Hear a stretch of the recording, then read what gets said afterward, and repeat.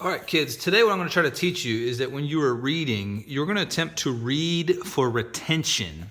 And what that means is when you retain something, that's where the word retention comes from, retain, you're going to keep this knowledge. So you don't want to treat this as just, oh, I got read into it, let me just blast through it as fast as I can. This is information that you're trying to absorb, okay? And one thing you can do to help you out is as you read slowly.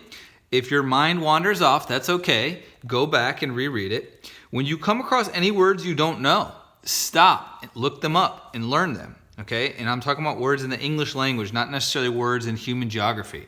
So if you're unsure of words, you've got to widen your vocabulary, and the only way to do that is to look them up, okay? If you're really dedicated, maybe start to make a separate list of words that you are learning to increase your understanding of the English language and that aren't just human geography words. So you can write those down as well.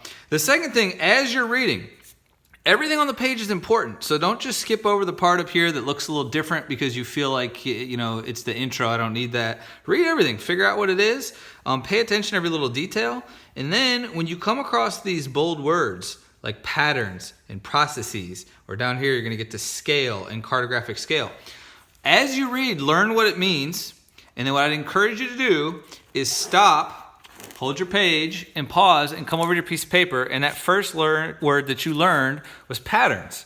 So make a list. And as you're writing this word pattern, you're not looking at the book, okay? You're going to try to think, okay, what is this? I've heard a pattern before. What does this mean for human geography? What did I just learn? You're doing this all in your brain, and you're going to review. Okay, now that I understand what that word means, let me look back. Let me just reread and make sure that I understand what it is. All right, I continue to read. I get to the word processes. All right, let me stop here. Let me think about what it is I just learned.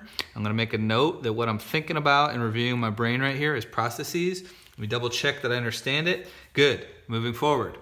The reason for this is when you get to the end of your reading, this is a good checkpoint. You can come to your list of words and go back through them and say, okay, do I remember what a pattern is? And you say it out loud. Do I remember what processes are? You say it out loud. And then you can kind of create a checklist, and you're actually checking yourself to make sure that you are understanding what it is you're reading. This is very important as you guys are getting into AP classes.